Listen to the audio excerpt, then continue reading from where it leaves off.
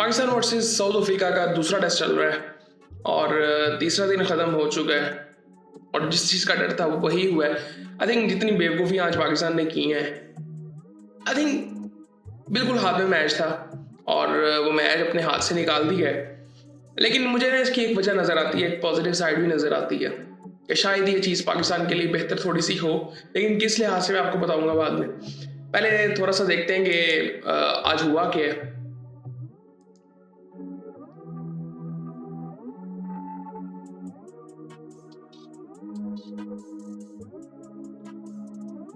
कल south Africa के 4 out थे। तकरीबन अभी 150 तक की लीड थी पाकिस्तान के पास, 150 रन अभी करने थे, फिर जाके उसके बाद लीड शुरू होनी थी। साउथ अफ्रीका ने 400 रन बना लिए, 404 पे ऑल आउट हुई। अब यहाँ पे अगर देखें तो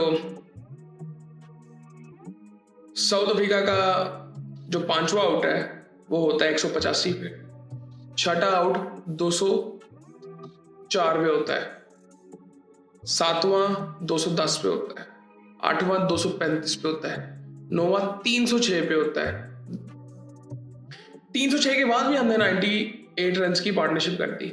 अब उसमें सबसे एक बड़ी वजह क्या थी?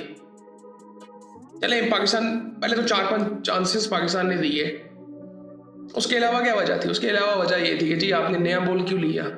मतलब ये बेसिक सी, ये मैं इसे चालाकियां भी नहीं कहना चाहता, कि बेसिक से एक टैक्टिक्स होते हैं कि ठीक है आप नया बॉल क्यों ले रहे हैं। आप उसके पीछे एक लॉजिक क्या था जी, स्किट होगा बॉल, थोड़ा सा स्पिन थोड़ा तेज मिलेगा।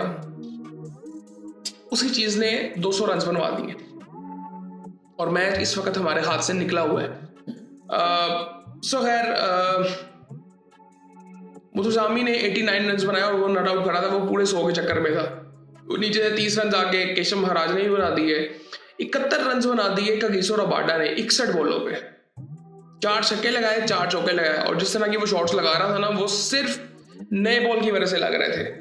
अदरवाइज वो ऐसे कुछ शॉट्स नहीं थे कि वो पुराने बॉल पे लगते और वो बाउंड्री पार भी जाते, वैसा कुछ नहीं था। सेम फॉर मुतुजामी, उसने अच्छी नहीं खेली, बट उसने, आप ये देखेंगे उसने 8 चौके लगाए। उसकी शॉट्स, कुछ शॉट्स उसकी मतलब ऐसी थी, दूसरे सेशन में ज़रा बेहतर शॉट्स थी, लेकिन पहले अगर आप देखेंगे तो वो शॉट्स उसकी वैसे ही निकल रही थी। लेकिन आई थिंक ये बड़ा डिसअपॉइंटिंग है पाकिस्तान की तरफ से। पाकिस्तान ये जो चीज़ें कर रहा है, मतलब हमने इतनी गलतियां की हैं इन 2 मैचेस में। पिछला मैच हम जीत तो गए थे, लेकिन गलतियां ऐसी नजर आती हैं कि जो बेवकूफ़ियां कई दफ़ा लगती हैं। सो खैर हमने उनसे 404 रन बनवा लिए। सो बॉलिंग की अगर थोड़ी सी बात करें तो 6 आउट कर लिए थे आसिफ अफरीदी ने, नुमान अली ने 2 आउट किए, एक आउट किया साजिद खान और शाहीन शाह अफरीदी ने। अब पाकिस्तान बैटिंग के लिए आता है तो इमाम उल हक, अब उन्होंने एक स्कोर तो कर दिया था, अब उनका काम तो उन्होंने कर दिया था इस सीरीज का। सो बाद में अब दोबारा परफॉर्म करना वो आप उनसे कह ही नहीं सकते। सो उन्होंने 9 रन बनाए। अब्दुल्ला शफीक, सीरियसली इसको डोमेस्टिक में वापस भेजे, इसके बड़े सीरियस मसले हैं ये, इसके टेक्निकल भी कुछ मसले हैं। फिर आज उस तरह से कैच आउट हो गया, फेस किधर है, देख किधर रहा है, बैट किधर है, कैच किधर दे रहा है। सो आई थिंक इससे बेहतर प्लेयर्स बाहर बैठे हुए हैं, सो आई थिंक उनको मौका देना चाहिए। आप, बड़ी सिंपल सी बात है, कोई मौका ऐसे करने की जरूरत नहीं है। कामरान गुलाम को अंदर डालें, शान ओपन करें इमाम के साथ, इमाम को भी 1-2 चांस और दें। मतलब इमाम इस तरह तो नहीं होता कि यार एक इनिंग आपने खेल दिया तो आप बिल्कुल ही अब साइड पे हो जाओ। इतने सीनियर खिलाड़ी हो के भी आप लोग, आई थिंक ये चीज़ें नहीं होनी चाहिए।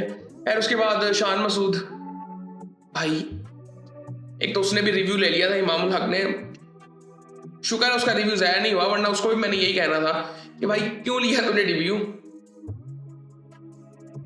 सो खैर शान मसूद बिल्कुल बैकफुट पे था, वो लग ही नहीं रहा था कि वो खेलना चाह रहे हैं, बिल्कुल बैकफुट पे खेला है, तो 0 पे वो भी आउट हुए। बाबर आजम 49 रन पे इस वक्त खड़े हुए हैं। सऊद शकील भी जिस तरह से आउट हुआ, दूसरी तीसरी दफा इस सीरीज में आउट हो गया इस तरह से। मुझे समझ नहीं है कि ड्राइव की तरफ आप क्यों जा रहे हैं भाई। ये दूसरी तीसरी दफा, पिछली इनिंग में भी शायद इस तरह से आउट हुआ था और पिछले मैच में भी एक दफा इस तरह से आउट हुआ था। तो आई थिंक थोड़ा सा देखना पड़ेगा साउथ को भी, क्योंकि मुझे साउथ से ना बड़ी उम्मीदें होती हैं। मुझे पर्सनली साउथ से बड़ी उम्मीदें होती हैं कि मैं इसको बड़ा हाईली रेट करता हूँ। इवन 2023 के वर्ल्ड कप में इसने एक इनिंग खेली थी प्रैक्टिस मैच में, सो मैं वहाँ से भी इसको देखता था कि उससे पहले भी आई थिंक मुझे लगता था कि यार ये बड़े स्कोर कर सकता है, और किए भी हैं इसने, एक दफ़ा 200 किया हुआ है। लेकिन इसको रेगुलरली रन्स करने पड़ेंगे, जो उम्मीदें बाबर आजम से होती हैं इससे भी होनी चाहिए, और इसको खुद भी पता होना चाहिए। खैर इस वक्त रिजवान और बाबर खड़े हुए हैं, और इस वक्त जो लीड पाकिस्तान के पास है वो 23 रन की है। अब हमने उनसे 400 रन करवा लिए हैं। अब यहाँ पे मैं क्या बात करूँ कि कितनी लीड एटलीस्ट होनी चाहिए कि हम उनको थोड़ा सा फंसा लें। कम से कम 200 की तो होनी चाहिए कि यहाँ पे थोड़ा सा मैच बने। बट आई थिंक कल का दिन पाकिस्तान को जीतना पड़ेगा जिस तरह से आज साउथ अफ्रीका ने जीता है। बॉलिंग की अगर थोड़ी सी बात करें साउथ अफ्रीका की, तो 3 आउट हार्मर ने फिर कर दिए, कगिसो रबाडा ने 1 आउट किया है। सो वो एक्सपीरियंस हार्मर का भी नज़र आता है, जिस तरह से हमारे प्लेयर्स में नज़र आता है बॉलिंग में। लेकिन कल बाबर को लंबा 100 करना है, सिर्फ 100 नहीं करना, 150 करना है, शायद 200 की तरफ भी जाना चाहिए। लंबा स्कोर बाबर से चाहिए हमें। और सेम फॉर रिजवान को भी 100 करना है कल आई थिंक। और ये दोनों जिस तरह जब ये दोनों बैटिंग कर रहे होते हैं ना, अगर आप पिछले कुछ टाइम में देखेंगे कि जब ये दोनों बैटिंग कर रहे होते हैं स्पेशली वनडे और टेस्ट में, बहुत कंफर्टेबल लगते हैं। इवन T20 में भी हम देख चुके हैं इनको। सो बड़ा मज़ा आता है इनको देख के, एक दूसरे को ज़रा लेके चलते हैं साथ। तो बस उम्मीद कर रहे हैं कि कल पाकिस्तान ज़रा बेहतर करे थोड़ा सा, और एक रिस्पेक्टेबल टोटल दे। यार ये मैच जीतना चाहिए हमें, और जीता हुआ मैच हमने हाथ से निकाल दी है, और अब हमें दोबारा ये मैच अपनी तरफ खींचना है और जीतना है। सलमान अभी पड़ा हुआ है, हमारी टेल पता नहीं क्या करेगी, मुझे समझ से बाहर है मेरी, क्या करेगी। 5 आउट हमारे ऐसे ही हो गए थे पिछले 20 रन पे पिछली इनिंग में। उसके बाद हमने 200 रन उनके, क्या आप इस पर गालियां भी नहीं बनती यार। ये इसमें से बंदा हंस ही सकता है कि ये मिस्टेक्स अजीब सी हैं, ये गलतियां भी नहीं है, ये बेवकूफ़ियां लगती हैं। खैर खैर ठीक है, देखते हैं कल क्या होता है। कल का फिर इंपॉर्टेंट दिन आ गया है, और मज़े की बात यह है कि बाबर 49 पे करे, और अब क्राउड आज अच्छा था, कल फिर उम्मीद है कि क्राउड आएगा इसकी वजह से। और रिजवान भाई ने पता नहीं एंड पे क्या किया था, वो बेल्स उन्होंने गिरा दी थी और उन्होंने अपील कर दी थी। फिर मैं कहा इसको आउट ना दे दें यार, ना हरकतें इस तरह की किया करें रिजवान भाई। सो खैर ये सूरत हाल थी जी।